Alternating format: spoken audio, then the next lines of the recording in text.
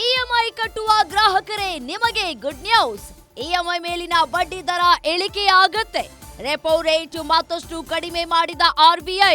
ಶೇಕಡ 6ರಷ್ಟಿದ್ದ ರೆಪೋ ದರ ಶೇಕಡ 5.5ಕ್ಕೆ ಇಳಿಕೆ. ರೆಪೋ ರೇಟ್ ಇಳಿಕೆಯಲ್ಲಿ ಆರ್ಬಿಐನಿಂದ ಮಹತ್ವದ ನಿರ್ಧಾರ. ರೆಪೋ ದರ ಇಳಿಕೆಯಿಂದ ಬ್ಯಾಂಕ್ಗಳಿಂದ ಬಡ್ಡಿ ದರ ಇಳಿಕೆ. ಬ್ಯಾಂಕ್ಗಳಲ್ಲಿ ಸಾಲ ಪಡೆದಿರೋ ಗ್ರಾಹಕರಿಗೆ ಲಾಭ. ಮನೆ ಸಾಲದ ಮೇಲಿನ ಬಡ್ಡಿ ದರ ಇಳಿಕೆ. ಕಾರು, ಬೈಕು, ಪರ್ಸನಲ್ ಲೋನ್ ಮೇಲಿನ ಬಡ್ಡಿ ದರವೂ ಇಳಿಕೆ. ನಿಮ್ಮ ತಿಂಗಳ ಇಎಂಐ ಸ್ವಲ್ಪ ಇಳಿಕೆಯೂ ಆಗಲಿದೆ. ದೇಶದ ಜನತೆಗೆ ಗುಡ್ ನ್ಯೂಸ್ ಕೊಟ್ಟ ಆರ್ಬಿಐ. ಆರ್ಥಿಕವಾಗಿ ಮತ್ತಷ್ಟು ಸದೃಢವಾಗಲು ಆರ್ಬಿಐ ದಿಟ್ಟ ಕ್ರಮ. ದೇಶ ಆರ್ಥಿಕವಾಗಿ ಮತ್ತಷ್ಟು ಅಭಿವೃದ್ಧಿಯಾಗಲು ಸಹಕಾರಿ. ಸತತ 3ನೇ ಬಾರಿಗೂ ಬಡ್ಡಿ ದರ ಇಳಿಸಿದ ಆರ್ಬಿಐ. ರೆಪೋ ರೇಟ್ ಇಳಿಕೆಯಲ್ಲಿ ಆರ್ಬಿಐನಿಂದ ಮಹತ್ವದ ನಿರ್ಧಾರವನ್ನು ಕೈಗೊಳ್ಳಲಾಗಿದೆ. ರೆಪೋ ದರ ಇಳಿಕೆಯಿಂದ ಬ್ಯಾಂಕ್ಗಳಿಂದ ಬಡ್ಡಿ ದರ ಇಳಿಕೆ ಮಾಡಲಾಗ್ತಾ ಇದೆ.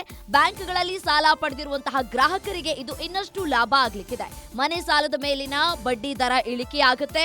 ಕಾರು, ಬೈಕು, ಪರ್ಸನಲ್ ಲೋನ್ ಮೇಲಿನ ಬಡ್ಡಿ ದರವೂ ಕೂಡ ಇಳಿಕೆಯಾಗುತ್ತೆ.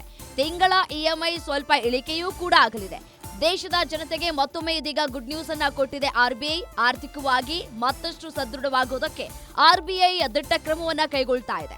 ದೇಶ ಆರ್ಥಿಕವಾಗಿ ಮತ್ತಷ್ಟು ಅಭಿವೃದ್ಧಿಯಾಗುವುದಕ್ಕೆ ಸಹಕಾರಿಯಾಗುತ್ತೆ. ಸತತ 3ನೇ ಬಾರಿಗೂ ಬಡ್ಡಿ ದರವನ್ನ ಇಳಿಸಿದೆ ಆರ್ಬಿಐ. ಇಎಂಐ ಕಟ್ಟುವ ಗ್ರಾಹಕರಿಗೆ ಇದು ನಿಜಕ್ಕೂ ಗುಡ್ ನ್ಯೂಸ್. ಇಎಂಐ ಮೇಲಿನ ಬಡ್ಡಿ ದರ ಇಳಿಕೆಯಾಗ್ತಾ ಇದೆ.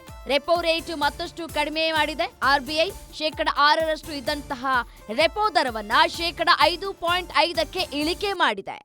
ಶುಕ್ರವಾರ ದೇಶದ ಜನರ ಪಾಲಿಗೆ ಶುಭ ಶುಕ್ರವಾರ. ಯಾಕೆಂದರೆ RBI ಒಂದು ರೇಟ್ ಇಂಟ್ರೆಸ್ಟನ್ನು ಕಟ್ ಮಾಡಿದೆ. ಯಾವುದೋ ಒಂದು ಹೋಮ್ ಲೋನ್ ತಗೊತೀವಿ, ಕಾರ್ ಲೋನ್, ಪರ್ಸನಲ್ ಲೋನಿಂದ ಹಿಡಿದು ಎಲ್ಲ ರೀತಿಯ ಎಲ್ಲ ರೀತಿಯ ಲೋನ್ಗಳ ಒಂದು ಬಡ್ಡಿ ದರವನ್ನು RBI ಕಡಿಮೆ ಮಾಡಿದೆ.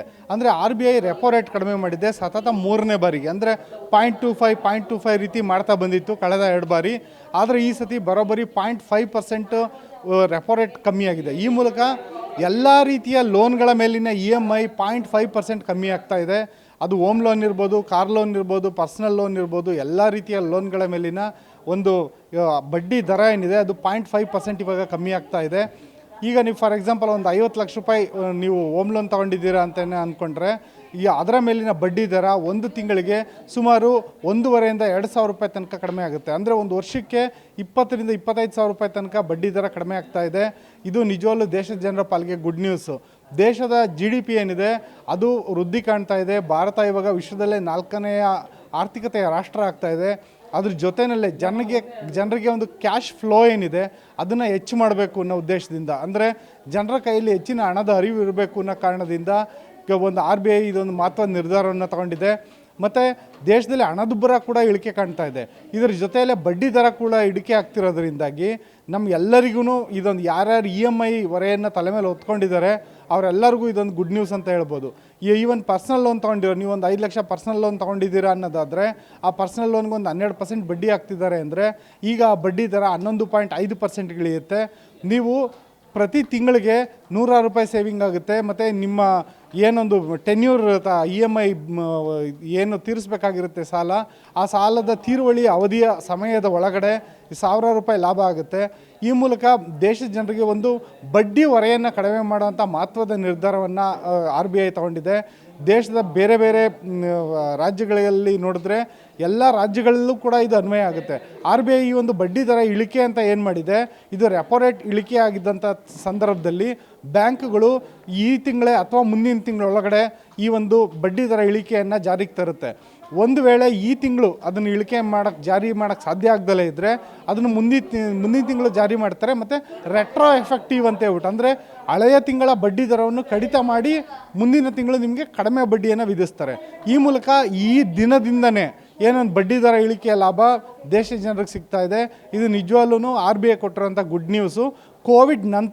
ಕೋವಿಡ್ ಸಮಯದಲ್ಲಿ RBI ಅನ್ನೊಂದು ರೆಪೋ ರೇಟು 4ಕ್ಕೆ ಇಳಿಸಿತ್ತು. ಆನಂತರ ಹಂತವಾಗಿ ಜಾಸ್ತಿ ಆಗ್ತಾನೇ ಬಂತು. 6.25ಕ್ಕೆ ಏರಿತ್ತು ರೆಪೋ ರೇಟು. ಈಗ ಹಂತವಾಗಿ ಇಳಿದು 5.50ಗೆ ಇಳಿದಿದೆ. ಇದು ನಿಜವಾಗ್ಲೂ ಗುಡ್ ನ್ಯೂಸ್ ಅಂತ ಹೇಳ್ಬೋದು.